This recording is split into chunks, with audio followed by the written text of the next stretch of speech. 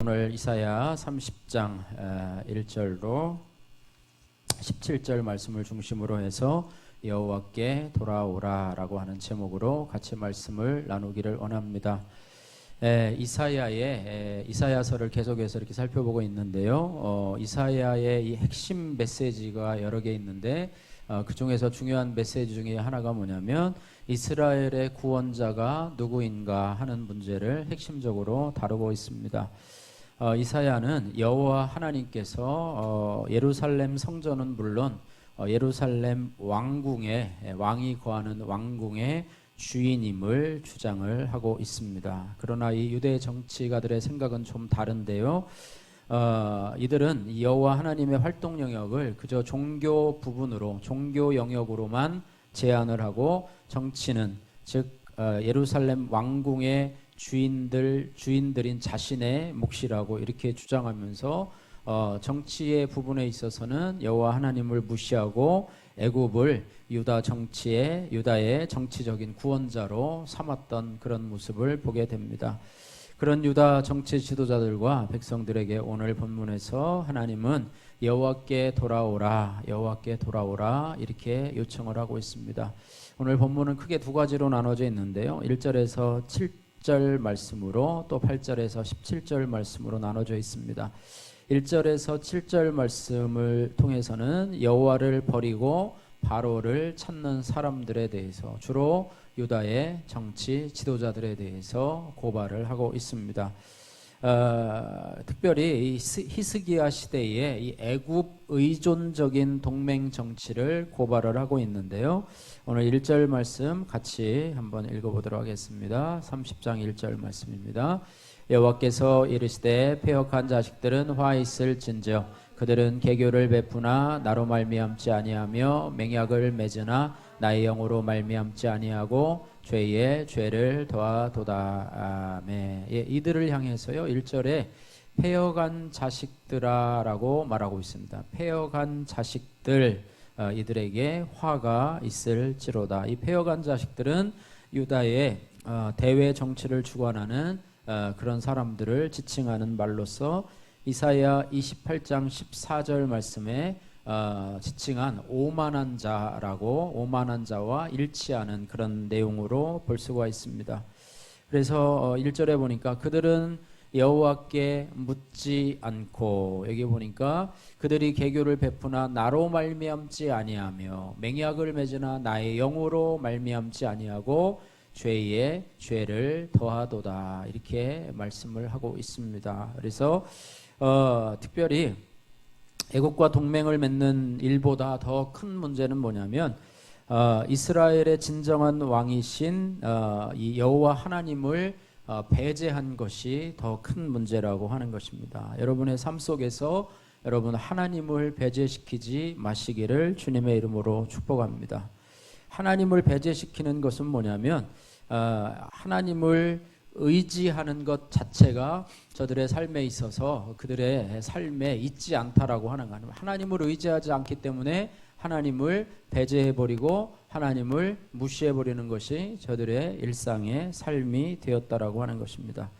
사람들이 기분 나빠하는 것 중에 하나가요, 여러분이 속한 공동체에서 일이 진행되는데 여러분만 모르고 있을 때 나중에 와보니까 다른 사람들은 다 알고 있는데 나만 모르고 있어요. 그러면 그것 때문에 많이 기분이 나빠하는 경우가 있습니다. 또한 자신이 그 공동체의 책임자로 있는데 구성원들은 다 알고 있는데 자기만 모르고 있어요. 그러면 그것이 마주 기분이 나쁘다고 하는 거예요. 지난 금요일 날 저희가 발열 체크를 갔는데요. 거기에서 이런 비슷한 일을 경험하게 되었습니다. 아침에 그 양성 평등 캠페인을 나왔는데요. 많은 사람들이 아침 일찍부터 나오고요. 또 학생들도 나왔었어요. 그래서 그렇게 나왔었는데 여러 선생님들이 그 일을 잘 알지 못했나 봐요. 그런데 거기에 책임 맡은 선생님이 한 분이 계셨는데 저희한테 물어봐요. 무슨 일이냐고. 저희도 잘 모르겠다고 이렇게 얘기를 했더니 나중에 그 일을 주관하는 선생님과 하면서 왜 나한테 보고를 안 했냐고, 왜 나는 모르게 이 일을 진행했냐고 하면서 아주 기분 나쁘게 이렇게 서로 이렇게 하는 거를 제가 목격을 했는데요. 이런 일들이 우리 가운데서도 있는데요. 우리 교회 지난 지난번에도 외부에서 우리 교회 주방을 쓸 일이 생겨가지고 우리 박 집사님께서 저한테 얘기를 했어요. 여차여차한 일이 있어가지고 교회 주방에서 뭐 오뎅도 싸먹고 김밥도 싸고 몇요일 날 저녁에 이렇게 하겠습니다. 그렇게 이야기를 했어요. 그래서 당연히 그렇게 하시고 또 잘 사용하고 마무리 잘하고 가세요. 그랬는데 만약에요 그것을 알지 못하고 저녁에 와 있는데 교회 누가 북적북적해요. 가보니까 왜 왔는지 모르는 이상한 사람들이 와서 우리 주방을 차지하고 불 켜놓고 막 하고 있어요. 도대체 당신들 누구냐고, 뭐 하는 사람들이냐고 그랬는데, 집사님한테 얘기했는데 얘기 안 했어요? 뭐 이런 식으로 했다면 제가 많이 당황했을 거라고 생각이 됩니다. 하나님도 역시 마찬가지로요, 하나님을 배제시키고 하나님 책임자가 아니라요, 하나님 책임자일 뿐만 아니라 그것을 넘어서 이스라엘과 유다의 왕이 되시고 주관자가 되시는 하나님이시지 않습니까? 그분이 책임자이신데도 불구하고 이 유다의 정치가들이 하나님을 배제시키고 그 일을 진행할 때 우리도 작은 일에 섭섭한데 하나님께서는 얼마나 많이 섭섭하셨겠나, 이런 생각을 한번 해보게 됩니다. 예루살렘 왕궁에요, 다윗의 하나님 여호와를 위한 자리는 더 이상 없었습니다. 그들이 자리를 내주지 않아요. 그 자리를 유다의 정치 지도자들이 다 차지하고 앉아서 하나님을 소외시켜 놓고 있습니다. 이들의 계획과 동맹이 여호와에게서 나온 것이 아니기 때문에 이것은 하나님께 죄가 된다라고 말씀하고 있습니다. 30절 말씀 보니까 이것이 죄의 죄를 더하도다, 이렇게 말씀하고 있습니다. 이들은 이사야 선지자의 선포, 즉 하나님의 말씀을 거절하고 애굽의 바로에게서 도피처를 찾고 있는 이런 모습을 보게 됩니다. 2절 말씀 같이 한번 읽겠습니다. 그들이 바로의 세력 안에서 스스로 강하게 하며 애굽의 그늘에 피하려 하여 애굽으로 내려갔으되 나의 입에 묻지 아니하였도다. 이들이요 애굽의 그늘에 피하여서 애굽의 그늘에 피하려 하여 애굽으로 내려갔으되, 이 그늘에 피한다라고 하는 말은 뭐냐면 특별히 그늘에서 피함으로 받을 수 있는 것이 뭐냐, 보호하심을 받고요, 또 그것이 도피처가 되고요, 또 그것이 그늘이 되고 피난처가 되는 이런 표현인데요. 이거는 주로 시편에서 시온에 계신 여호와 하나님께 도움을 구할 때 하나님의 그늘에 피한다, 하나님의 그늘에 피하려 하여, 이런 표현이 많이 쓰이고 있는데요. 이들은 눈앞에 있는 도피처와 피난처 되신 하나님을 버리고 이제는 헛된 곳에서 하나님이 보지 못하고 헛된 곳에서 그들의 피난처와 안식처를 찾고 있다고 하는 것입니다. 왜 그러냐? 그들은 영적인 맹인이기 때문이라 이렇게 볼 수가 있습니다. 이사야 29장 9절 말씀에 뭐라고 그랬냐면 너희는 놀라고 놀라라, 너희는 맹인이 되고 맹인이 되라. 그들의 취함이 포도주로 말미암음이 아니며 그들의 비틀거림이 독주로 말미암음이 아니니라, 이렇게 말하고 있습니다. 우리가 영적 맹인, 우리가 육체적으로는 시력이 1.5고 1.0이고 한다 할지라도 영적으로 하나님께서 우리 삶 속에 일어나는 일들을 전혀 느끼지 못하고 또 하나님의 말씀이 우리 귀에 들려지지 않을 때, 보여지지 않을 때 이를 영적 맹인이라고 이야기를 합니다. 예수님 당시에도요, 바리새인과 종교 지도자들을 영적 맹인이라고 말씀을 하셨습니다. 이들은요, 자신들이 만들어 놓은 전통을 가지고 부모를 공경하라고 한 하나님의 계명을 어기고 있는 모습을 보게 됩니다.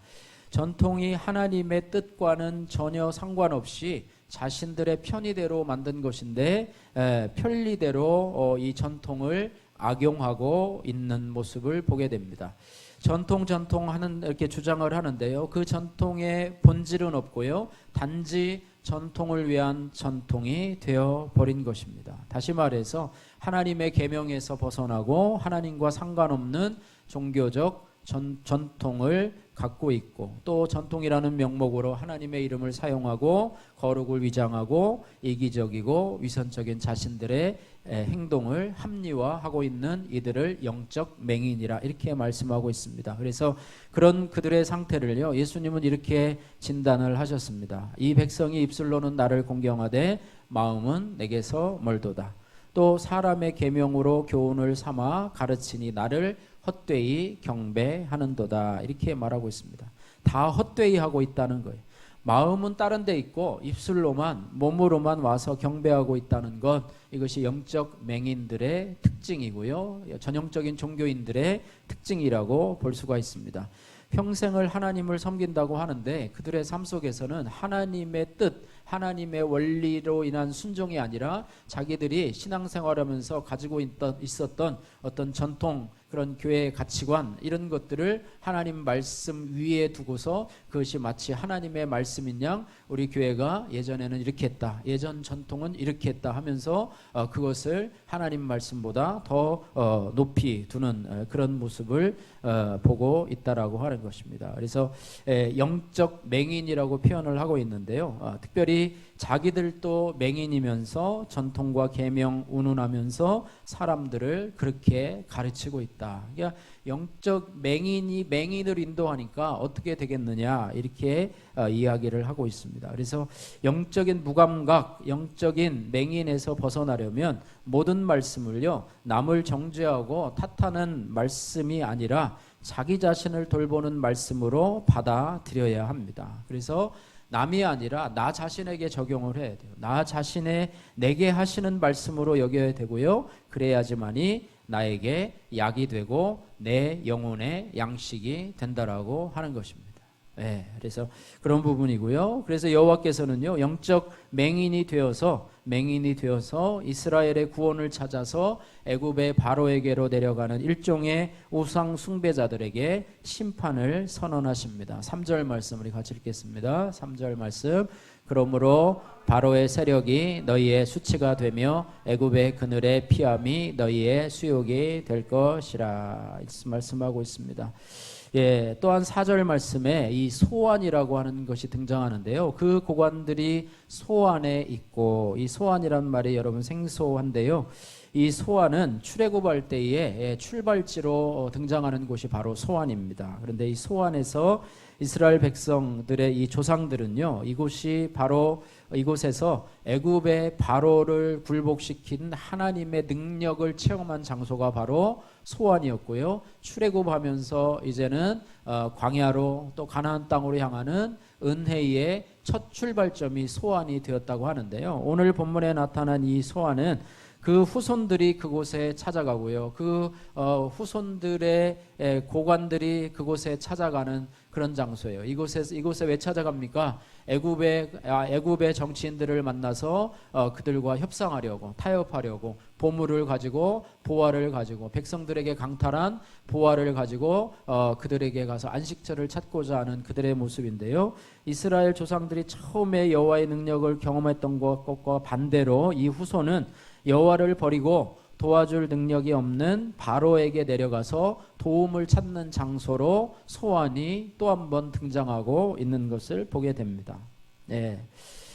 6절 말씀을 보시면은요, 유대의 사신들이 나귀와 낙타에 짐을 지고 갑니다. 또 위험하고 곤고한 땅, 또 암사자와 숫사자가 있고요, 또 독사가 있고, 그 다음에 날아다니는 불뱀의 땅 네겝을 지나서 자기에게 무익한 민족에게로 가는 그런 내용이 기록되고 있습니다. 예, 6절 7절 말씀 같이 한번 읽겠습니다. 6절 7절. 네겝 짐승들에 관한 경고라. 사신들이 그들의 재물을 어린 나귀 등에 싣고 그들의 보물을 낙타 안장에 얹고 암사자와 숫사자와 독사와 및 날아다니는 불뱀이 나오는 위험하고 곤고한 땅을 지나 자기에게 무익한 민족에게로 갔으나 애굽의 도움은 헛되고 무익하니라. 그러므로 내가 애굽을 가만히 앉은 라합이라 일컬었느니라. 아멘. 예, 그렇게 보물을 싣고요, 그렇게 위험하고 정말 생명을 무릅쓰고 가는 그 애굽 땅이라 할지라도 그들은 자기에게 무익한 민족에게 가고요, 애굽의 도움은 헛되고 무익하다, 이렇게 말씀하면서 애굽을 가만히 앉은 라합이라, 이렇게 밝히고 있습니다. 여기 라합, 여러분 뭐 여리고성에서 정탐꾼을 살려준 기생 라합이 아니고요. 이 라합은 창조 질서에 대적하는 이 혼돈 세력을 상징하는 바다 괴물을 라합이라 이렇게 표현하는데요. 하나님께서 출애굽 당시에 이 애굽 군대를 바다에서 물리치신 사건과 관련해서 애굽에 대한 그런 동의어로 애굽으로 인한 그런 시적 동의어로 사용되는 것이 바로 이 라합인데요. 가만히 앉은 라합, 그죠? 막 화가 나고 막 맹렬해서 사람을 죽일 듯한 그런 괴물이면은 막 그 정도의 파워와 힘을 가지고 있어야 되는데 어떻게 하고 있어요? 가만히 앉아 있는, 죽은 듯이 가만히 앉아 있는 라합, 괴물의 모습을 보면서 겉보기에는 무서운 괴물처럼 보이지만은 실제로는 능력을 박탈당하고 움직이지도 못하는 괴물과 같은 이 유다를 표현하고 이 애굽을 표현하고 있는 단어가 바로 이 라합이라고, 그냥 가만히 앉아 있는 그런 라합이라 이렇게 표현을 하고 있습니다. 마찬가지로요, 이사야는 유대 정치가들의 이런 어리석음과 교만이 유다를 이 라합처럼, 라합도 나중에는 하나님의 손에 의해서 칼로 베임을 당하거든요. 그런 것처럼 유다도 라합처럼 칼로 베임을 당하게 될 것임을 경고하고 있는 그런 내용이 오늘 본문의 말씀입니다. 여러분, 세상이 어려울수록 또 믿음으로 살기 어려운 세상이지 않습니까? 지금 뭐 여러 가지 나라에 여러 가지 하루만 지나면 참 새로운 소식들이 많이 나와서 우리가 뉴스를 보기도 참 힘들고 어려운 상황 가운데 있어요. 하루에 무슨 일이 일어날지 모르고요. 또 코로나로 인해서 여러 가지 거리두기 단계도 조정되고 있고, 또 해외를 보면 또 코로나와 함께 살아가면서 마스크 없이 살아가는 나라도 있고, 또 백신 접종률도 또 지지부진하고, 또 언론중재법으로 또 교회를 겨냥한 평등법들이 지금 여러 개 제정되어서 언제 지금 이런 것들이 통과되어서 또 우리를 옥죄올지 모르는 이런 상황 가운데 지금 살아가고 있습니다. 세상이 어려울수록 우리는 세상이 아닌 하나님을 의지해야 합니다. 예. 유다 백성들은요, 아수르의 위협을 피하고자 하나님 앞에 묻지 않고 인간적인 계획을 세웁니다. 애굽의 군사력의 그늘 아래서 안전함을 얻고자 한 것이죠.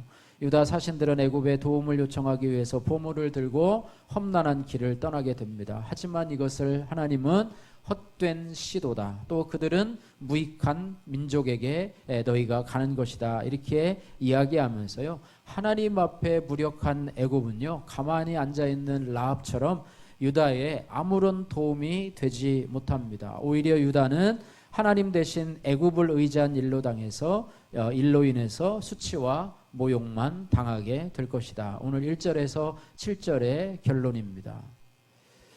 자, 그 다음에 두 번째 8절에서 17절 말씀은 이제 백성들에게로 이 화살이 돌려지고 있는데요. 여호와의 가르침을 거절하는 백성들이 8절에서 17절 말씀에 등장하고 있습니다. 자, 8절에서 17절 말씀은 그렇게 하고 있는데요. 특별히 이 8절 말씀에서는 하나님께서 이제 가서 백성들 앞에서 책을 쓰라, 기록을 하라, 선지자들을 통해서 전하지는 하나님의 말씀을 듣지 않으려고 하는 백성들에게 글로 남겨서 이제는 그들의 불순종과 폐역함에 대한 증거로 삼으라, 이렇게 말씀을 하고 있습니다. 8절 말씀 같이 읽겠습니다. 이제 가서 백성 앞에 서판을 기록하며 책에 써서 후세에 영원히 있게 하라. 예. 말로만 해서 듣지 않으니까 이제는 글로 써서, 이 백성이 말로 해도 듣지 않는다. 그런데 말로 하면 듣지 않는다라는 것은 증거가 나타나요, 나타나질 않아요? 증거가 나타나질 않아요. 그러니까 이제는 글로 써서 저들에게 주어도 이제는 저들이 불순종하고 듣지 않는다라고 하는 것을 후대에 남기라. 하나님이 얼마나 답답하셨으면 이렇게 말씀을 하셨을까라고 말씀하면서 9절에 그 말씀을 듣지 않는, 하나님의 가르침을 거절하는 백성들을 이렇게 표현합니다. 9절 말씀 같이 한번 읽겠습니다. 대저 이는 패역한 백성이요 거짓말하는 자식들이요 여호와의 법을 듣기 싫어하는 자식들이라. 예, 아까도 1절 말씀에 패역한 자식들은 화 있을진저, 이렇게 말씀하고 있는데요. 여기도 마찬가지로 패역한 백성이요 또 거짓말하는 거짓말하는 자식들이요 여호와의 법을 듣기 싫어하는 자식들이라 이렇게 세 가지로 표현을 해주고 있습니다. 그러면서 특별히요, 이들은 하나님의 말씀에 귀를 닫는 것을 넘어서 선지자들에게요 이렇게 요구를 하는데, 뭐를 요구하냐면 선지자들에게 자신이 듣고 싶은 말을 선포하도록 강요하고 있습니다. 자기들이 듣고 싶은 말을 선지자들이 선포하도록 그렇게 강요하고 있다고 하는 거예요. 그래서 10절 말씀에 보니까 이렇게 말하고 있습니다. 같이 한번 읽겠습니다. 10절. 그들이 선견자들에게 이르기를 선견하지 말라. 선지자들에게 이르기를 우리에게 바른 것을 보이지 말라. 우리에게 부드러운 말을 하라. 거짓된 것을 보이라. 이렇게 말해요. 듣지 않는 것에서 더 나가서, 그러니까 더 악한 거죠. 더 나가서 선견자들에게 선견하지 말라, 예언하지 말라, 하나님의 말씀을 전하지 말라 이렇게 말하고요. 더 나가서요, 바른 것을 보이지 말라. 우리는 듣기 싫으니까 바른 진리를, 옳은 길을 우리에게 보이지 말라. 그리고 우리에게 무슨 말을 하라고요? 부드러운 말을 하라 이렇게 말하고 있습니다. 그리고 거짓된 것을 보이라 이렇게 말을 하고 있습니다.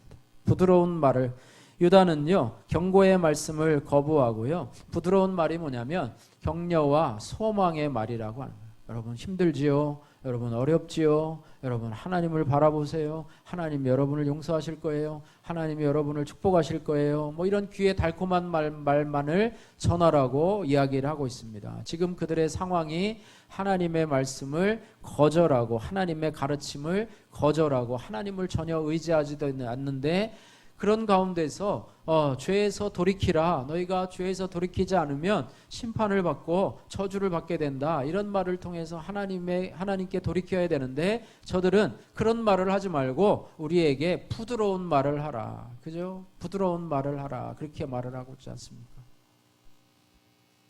우리는 귀에 듣기 좋은 말세에는 그런 자기 귀에 좋은 말만 하는 스승들을 따라간다고 얘기를 하고 있습니다. 그래서 이 달콤한 말은요, 당장 마음을 편하게 해줄 수는 있어도요, 닥쳐올 재앙을 막을 수는 없습니다. 그래서 우리는 부드러운 말씀도요, 자꾸 듣다 보면 그 말씀이 진리인 것처럼 보여요. 여러분 뭐 필요합니다. 여러분 부드러운 말도 필요하고, 여러분들 자녀에게 위로의 말도 필요하고, 격려의 말도 필요합니다. 이 말이 너무너무 중요한 말씀인데요, 이 말만 가지고는 하나님의 말씀을 다 커버한다고 볼 수가 없다라고 하는 거예요. 부드러운 말씀에 우리가 중독되면은요, 조금이라도 거치는 말, 또 경고의 말, 또 듣기 거북한 말은, 그 말은 마치 진리가 아닌 것처럼 나와는 상관없는 말처럼 이렇게 된다라고 하는 것입니다. 여러분 음식에도요, 부드러운 음식이 있고 또 거친 음식이 있어요. 여러분 부드러운 음식에는 뭐가 있습니까? 뭐 빵과 같은 것도 있고요, 그죠? 빵 중에서도 카스테라 얼마나 부드럽습니까? 입에 넣기만 하면 그냥 살살 녹고요. 빵과 같은 것, 밀가루 음식 얼마나 부드럽습니까? 그 다음에 이제 밥으로 얘기하면 좀 전에 얘기한 죽과 같은 경우도 얼마나 부드럽습니까? 그런데 거치는 음식은요, 이 당뇨 있는 환자들에게, 또 요즘에는 잡곡이라든지 이렇게 현미를 먹게 돼요. 저도 현미를 해서 먹으면요, 다른 것들은 여러분 빵이나 이런 걸 먹으면 씹을 필요가 있어요, 없어요? 거의 필요가 없어요. 그죠? 우유하고 이렇게 빵하고 이렇게 먹으면 뭐 금방 이렇게 넘어가는데요, 이 현미만 여러분 삶아서 한번 밥을 해서 드셔보세요. 금방 넘어가나. 모래알 같아가지고요, 최소한 한 30번에서 50번은 씹어야지만이 된다는 것이 뭐냐면 거친 음식이에요. 근데 거친 음식이 우리 몸에는 더 유익되다라고 하는 것을 우리 식생활에서도 우리가 보여주고 있는데요, 하나님 말씀 중에서도 부드러운 말씀이 있어요. 귀에 듣기 좋은 말씀이 있어요. 그러나 그것만 가지고는 우리 신앙생활이 성장할 수가 없다고 하는 거예요. 그래서 우리는 어린아이 때에는 부드러운 말씀이 우리에겐 좋아요. 어린아이들에게는 부드러운 음식을 먹이게 되지만, 장성하게 되면은요, 거친 음식, 그 다음에 더 어떻게 보면 마음에 거치는 말씀까지도 소화할 수 있는 그런 성도가 되어야 될 줄로 믿습니다. 몸에 좋은 것이, 영혼에 좋은 것이 부드러운 것이 아니라 오히려 거치는 음식임을 기억하면서 하나님의 말씀은 교훈과 책망과 바르게 함과 의로 교육하기에 유익하다, 이 말씀을 기억해야 한다고 하는 것입니다. 그런데 이 이스라엘 백성들은요, 지금 선지자들에게, 우리에게 부드러운 말을 좀 하라, 또 거짓말을 좀 하라, 거짓말을 하라, 바른 말을 좀 하지 말라, 이렇게 막 요구를 하고 있어요. 이를테면 목사님에게, 목사님 죄에 대해서는 설교하지 마시고요, 또 우리에게 뭐 싫은 소리 좀 하지 마시고요, 우리에게 좋은 말만 좀 해주세요, 축복의 말만 해주시고 위로의 말만 해주시고요, 다른 설교는 하지 마시고 그 설교만 해주세요 라고 아마 요구한다면, 목사님이 과연 설교를, 어떤 설교를 해야 될까? 어떤 설교만 하고 그냥 어이구 쭈쭈쭈 하고 그냥 달래는 설교만 하고 어이구 성도님들 잘하고 있죠, 어렵죠, 힘들죠 라고 하는 그런 설교만 하고, 물론 그 설교도 필요하지만 그 설교만 가지고는 성도들의 신앙이 자랄 수 없고 그들을 죄 가운데서 돌이킬 수 없다는 것을 오늘 본문 말씀 가운데서 말씀을 하고 있습니다. 그래서 이 하나님의 말씀을 업신여기고요, 악한 생각을 의지하는 자들에게 예기치 않은 그런 심판이 임하게 될 것을 경고하고 있는데, 이 말씀이 12절, 13절 말씀에 12절 말씀에 12절에서 14절 말씀까지 나오고 있습니다. 12절에서 14절 말씀 같이 한번 읽겠습니다. 이러므로 이스라엘의 거룩하신 이가 이같이 말씀하시되 너희가 이 말을 업신여기고 압박과 허망을 믿어 그것을 이 죄악이 너희에게 무너지려고 터진 담같이 불쑥 나와서 순식간에 무너짐 같게 되리라 하셨은즉 그가 이 나라를 무너뜨리시되 토기장이가 그릇을 깨뜨림 같이 아낌이 없이 부수시리니 그 조각 중에서 아궁이에서 불을 붙이거나 물웅덩이에서 물을 뜰 것도 얻지 못하리라. 아멘. 예. 12절 말씀에 보면은요, 여호와 대신에 애굽을 의지하는 사람들의 반역에 대해서 말을 하면서요, 얘가 뭐라고 그러냐면 12절에 보시면 너희가 이 말을 업신여기고 압박과 허망을 믿어 그것을 의지하니, 이렇게 말하고 있어요. 여기 압박과 허망이라고 하는 단어는요, 세번역 성경에는 뭐라고 되어 있냐면 억압과 사악한 일로 번역이 되어 있고요, 또 우리말 성경에서는 억누르고 벗어난 것으로 기록이 되어 있습니다. 다시 말해서요, 이 압박이라고 하는 것은요, 애굽에 보낼 재화를 또 보물을 마련하기 위해서 백성들에게 강제적으로 수탈한 그런 것을 압박이라고 하고요, 그것을 그러니까 재물을 의지하는 거예요.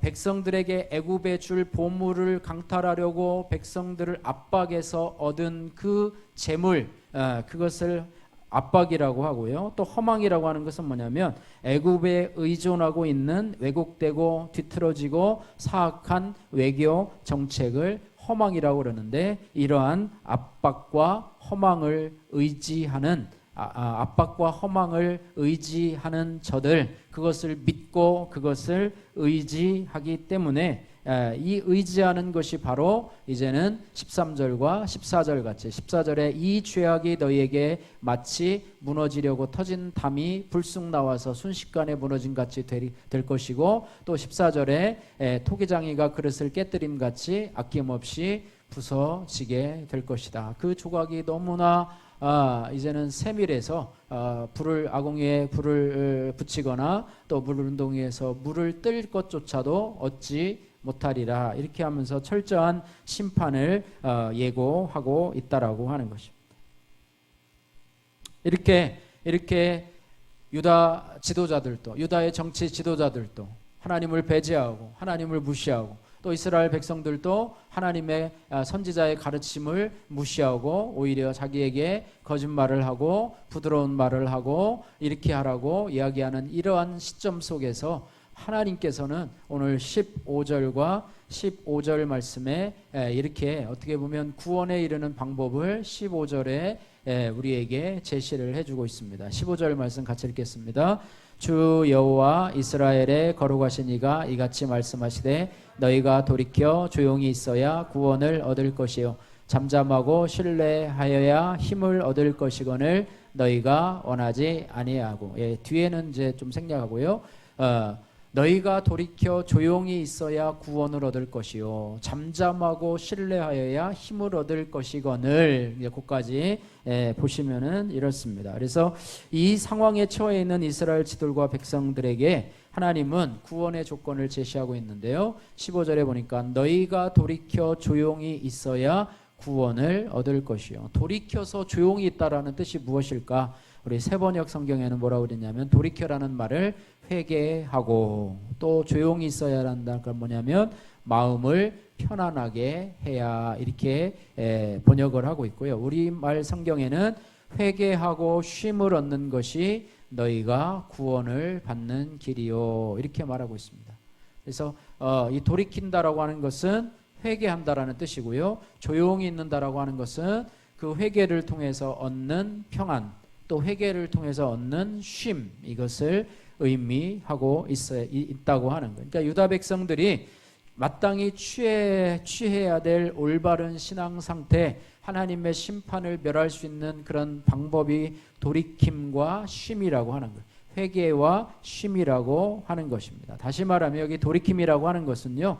회개를 뜻하는 말로 유다가 애굽에 취하고 있는 외교 정책을 이제는 철회하라는 의미를 가지고 있습니다. 또한 쉼은 무엇이냐면 인간의 조바심에서 비롯된 헛된 수고를 버리고 이제는 온전히 하나님만을 의지함으로 인해서 맛보게 되는 그런 휴식이나 안식과 평화를 의미한다고 하는 거예요. 다시 말해서 이 평안함과 쉼은요 하나님께 회개하고 돌아옴의 결과라고 볼 수가 있습니다. 회개하고 돌아오면 너희에게 쉼을 허락해 주실 것이고 너희에게 평안함을 허락해 주실 것이다. 이렇게 말씀하고 있습니다. 마태복음 11장 28절에서 30절의 이 말씀 그대로를 예수님께서 모든 인류에게 주시는 그런 초청의 말씀인데요. 수고하고 무거운 짐진 자들아 다 내게로 오라. 내가 너희를 어떻게 하리라? 쉬게 하리라. 나는 마음이 온유하고 겸손하니 나의 멍에를 메고 배우라. 그리하면 뭐가 쉼을 얻어요? 너희 마음이 쉼을 얻으리니. 그러니까 나에게 돌아오면 내가 쉬게 하리라. 또 마음이 쉼을 얻으리니 이는 내 멍에는 쉽고 내 짐은 가벼움이니라. 이렇게 말씀하면서 수고하고 무거운 짐진 모든 인생을 그러니까 하나님 앞에 의탁하지 않고 자기 스스로 모든 문제를 떠안은 모든 인류에 대해서 그러니까 죄와 또 저주와 심판과 어떤 이런 그런 자기 인생에서 다가오는 여러 가지 문제의 보따리들을 스스로 짊어지고 스스로 인간의 자기 자신의 힘으로 해결하려고 하는 그런 모든 사람들을 빗대어서 이제는 수고하고 무거운 짐진 자들아 다 내게로 오라. 회개하고 돌아와서 그 인생의 무거운 짐들을 나에게 맡기라. 그러면 너희가 쉼을 얻고 너희 마음이 쉼을 얻게 될 것이다. 그죠? 쉼을 얻는다는 것은 뭐냐면 마음의 평안함을 얻게 될 것이다. 이렇게 초청을 하고 있습니다. 또 두 번째로요. 잠잠하고 신뢰하여야 힘을 얻을 것이거늘 이라고 15절에 또한 말씀을 하고 있습니다. 우리말 성경에는요. 뭐라고 그러냐면 잠잠히 믿고 의지하는 것이 너희가 힘을 얻는 것인데 이렇게 번역을 하고 있습니다. 그래서 여호와께 회개하고 돌아오는 자들에게 아까 나타난 것처럼 쉼과 평안함을 주신다고 그랬는데 이제 두 번째는 뭐를 주시냐면 힘을 주겠다 이렇게 말씀하고 있습니다. 그냥 평안함이 아니라 이제는 다시 일어나서 다시 살아갈 수 있는 능력을 주시고 힘을 주시겠다 이렇게 말씀을 하고 있습니다. 그래서 그분께서 회개하고 돌아온 자들에게 평안함만 주고 쉼만 주는 게 아니라 힘을 주시기 때문에 이들이 흔들리지 않고 그분을 더 신뢰할 수 있게 되게 하나님께서 은혜를 주시겠다 이렇게 말씀하고 있습니다. 우리가 자주 부르는 찬양 가운데 하나가 나의 영혼이 잠잠히 찬양인데요. 1절에 보니까 나의 영혼이 잠잠히 하나님만 바라며 나의 구원이 그에게서 나는도다. 나의 영혼이 잠잠히 하나님만 바라라. 나의 소망이 저에게서 나는도다. 2절에 보니까 나의 영혼이 간절히 여호와를 갈망하며 내 입술이 여호와를 찬양하리. 나의 영혼이 즐거이 여호와를 따르니 나의 평생에 여호와를 송축하리. 이렇게 하면서 오직 주만이 나의 반석이요 구원이시니 오직 주만이 나의 산성이요 내가 유동치 아니하리니 나의 구원 나의 영광 하나님께 있으니 내 힘의 반석과 피난처가 되신다. 이렇게 고백을 하고 있습니다. 예, 이렇게 하나님께 돌아오는 것, 하나님께 여호와께 돌아오는 것, 이것이 그들이 쉼과 평안과 힘을 얻을 수 있는 방식인데도 불구하고, 그런 방법을 주었음에도 불구하고 15절 그 마지막 절에는 얻을 것이거늘 너희가 원하지 아니하고 하나님께로 돌아오기를 원하지도 않고 그분에게 평안과 힘을 얻기를 원하지도 아니하고 어떻게 하느냐? 16절에 보니까 우리가 말 타고 도망하리라. 누구에게서 도망해요? 하나님께 도망하는 거죠. 도망하고요. 우리가 또 이르기를 우리가 빠른 짐승을 타리라 하였으므로 너희를 쫓는 자들이 빠르리니. 이렇게 말해요. 너희가 아무리 빠른 말을 타고 짐승을 타고 달려도 너를 쫓는 자가 너희보다 더 빠르게 너희를 쫓아가게 될 것이다. 이렇게 말하고 있습니다. 또 17절 말씀에 한 사람이 꾸짖은즉 1000사람이 도망하겠고 5이 꾸짖은즉 너희가 다 도망하고 너희 남은 자는 겨우 산꼭대기에 깃대 같겠고 산 마루 위에 깃이 같으리라 하셨느니라. 이렇게 말해요. 하나님을 버리고 떠나가는 것이 얼마나 허망한 것인지, 얻는 것이 아니라요, 도리어 심판을 받고 한 사람이 꾸짖으면 1000사람이 도망간 만큼 그 두려움에 휩싸여 살 수밖에 없는 그런 인생이 된다라고 하는 것을 보게 됩니다. 그래서 끝나지 않는 이런 고난 속에서 성도가 취해야 될 태도는 뭐냐?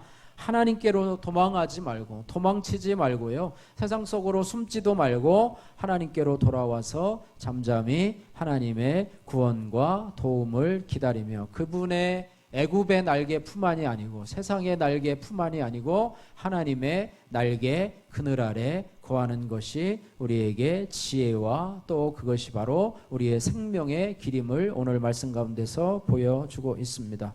오늘 찬양 여호와께 돌아가자 이 가사 내용인데요. 지난 몇 년 전에 우리 영어 우리 여름학교 성경학교 우리 민우하고 경직이하고 아마 그렇게 간 것 같은데 그때 체린이도 갔었나?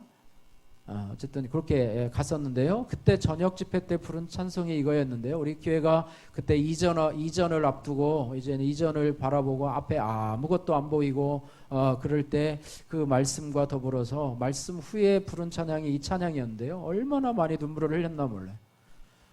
이 찬양이 얼마나 저에게 은혜가 됐는지 몰라요. 그래서 이것이 참 저에게 참 의미 있는 찬양인데요. 우리에게뿐 아니라 저에게뿐 아니라 우리에게도 역시 마찬가지입니다. 내 백성이 나를 떠나 돌아섰지만 우리는 늘 범죄할 수밖에 없고 실수할 수밖에 없는 연약한 인생입니다. 그러나 내 사랑이 내 백성을 포기 못하냐. 하나님의 사랑이 하나님의 백성을 포기하지 못한다. 이 하나님의 의지를 보여주고 있고요. 내 모든 건 내어주고 나 그들을 얻으리라. 그들을 돌아오게 하기 위해서 내 모든 것, 독생자 예수 그리스도를 통해서라도 모든 것을 내어주고 그들을 내가 얻겠다. 그렇게 말씀하고 있습니다. 그래서 우리의 고백이 이렇습니다. 여호와께 돌아가자. 우린 돌아서도 그는 변치 않네. 이것이 복음인 줄로 믿습니다.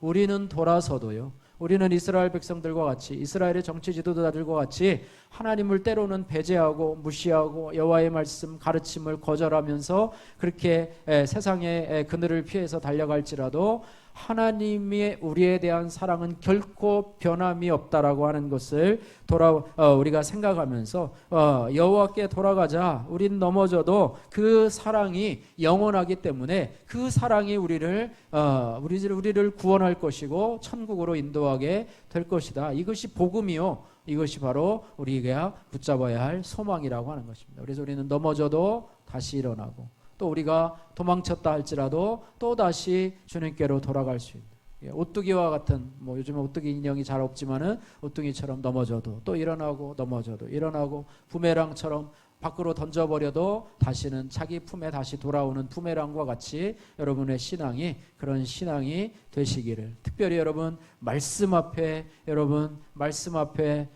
하나님 앞에 말씀 앞에 돌아가시기를 주님의 이름으로 축복합니다. 말씀을 통해서 여러분들이 엄청난 교훈을 발견하려고 하지 말고요, 말씀을 통해서 여러분의 죄를 보시고요, 그 죄를 가지고 하나님 앞에 고백하시고 또 여러분이 주님을 닮아가는 그런 하나님의 백성으로 이 땅에 훈련되어서 살아가시기를 주님의 이름으로 축복합니다.